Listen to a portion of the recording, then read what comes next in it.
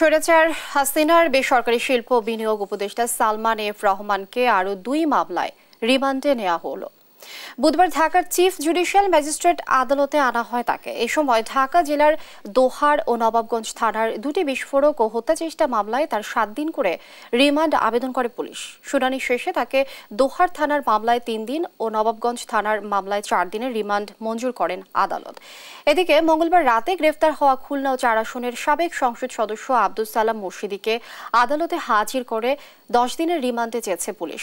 এছাড়া কুষ্টিয়া 4 আসনের সাবেক সংসদ সদস্য আব্দুর রউফ ও সাবেক প্রধানমন্ত্রী মুখ্য সচিব কামাল নাসের চৌধুরী সহ অন্য আসামিদেরও রিমান্ডে যাওয়ার কথা জানান কর্মকর্তারা। দর্শক, এই বিষয়ে আমরা আরো জানবো। আমাদের সাথে সরাসরি যোগ দিচ্ছেন শাহাদাত নিশাদ। নিশাদ, সালাম মুর্শিদীকে রিমান্ডে নেওয়া হয়েছে, আসলে কোন কোন মামলায় নেওয়া হয়েছে আর আজ আর কতজনকে আদালতে আনা হতে পারে বলে আপনার কাছে তথ্য আছে, সে বিষয়ে বিস্তারিত জানাবেন।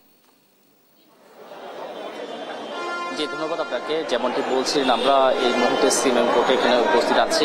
এখন পর্যন্ত সালাম মুর্শিদীকে আনা হয়নি, কিন্তু তাকে আদালত থানার একটি মামলায় রিমান্ড চাইবে পুলিশ, 10 দিনের রিমান্ড চাইবে। আমরা এখন পর্যন্ত এই তথ্যটি পেয়েছি এবং একই সাথে আমরা দেখেছি আসলে গতকালকে বেশ কয়েকজনকে গ্রেফতার করা হয়েছিল এবং তার প্রেক্ষিতে আজকে আমরা কয়েকজনকে আনা হতে পারে এমন সংবাদ আমরা পেয়েছি। অর্থাৎ গতকালকে রাতে আমরা দেখেছি কয়েকজন সংসদ সদস্যকে গ্রেফতার করা হয়েছিল, যার মধ্যে সালাম মুর্শিদী একজন, এবং একই সাথে আমরা সচিব পর্যায়েরও কয়েকজনকে দেখেছি যাদেরকে আজকে আনা হতে পারে বলে আমরা জেনেছি। বিশেষ করে যাদের নাম যদি আমরা একটু জানিয়ে রাখি, সাবেক প্রধানমন্ত্রী মুখ্য সচিব কামাল নাসের চৌধুরী, একই সাথে এক্সিম ব্যাংকের চেয়ারম্যান নজরুল ইসলাম মজুমদার, তারপরে সংসদ সদস্য আছেন কুষ্টিয়া 4 আসনের সাবেক সংসদ সদস্য আব্দুর রউফ এবং সাবেক ক্রীড়া সচিব মেজবা উদ্দিন এবং বসুন্ধরা গ্রুপের কোঅর্ডিনেটর আদনান। আমরা জেনেছি বসুন্ধরা গ্রুপের কোঅর্ডিনেটর আদনানেরও 10 দিনের রিমান্ড চাইবে, এমনটাই আমরা এখানে জেনেছি। এবং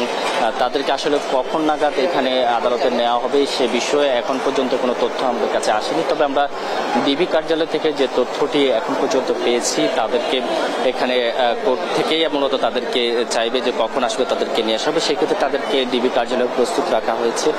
যখনই আদালত থেকে জানানো হবে তখনই তাদেরকে মূলত এখানে কোর্টে উপস্থিত করা হবে এবং সালাম মুর্শিদীকে প্রথমে নিয়ে আসা হতে পারে এবং সেটি আসলে দুপুর 3টা নাগাদ সময় লাগতে পারে বলে আমরা এটা আনুমানিক ধারণা পেয়েছি।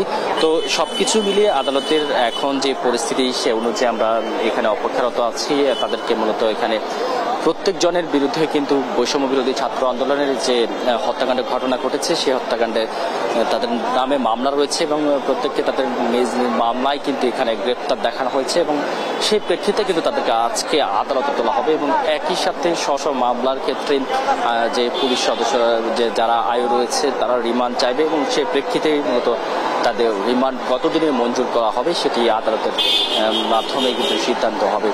তো সবকিছু মিলে এখন পর্যন্ত আদালতের সামনে যে পরিস্থিতি সে অনুযায়ী সকালবেলা সাবেক প্রধানমন্ত্রী শেখ হাসিনার বিনিয়োগ উপদেষ্টা সালমান এফ রহমান বাদে আসলে এখন পর্যন্ত কাউকে নিয়ে আসা হয়নি।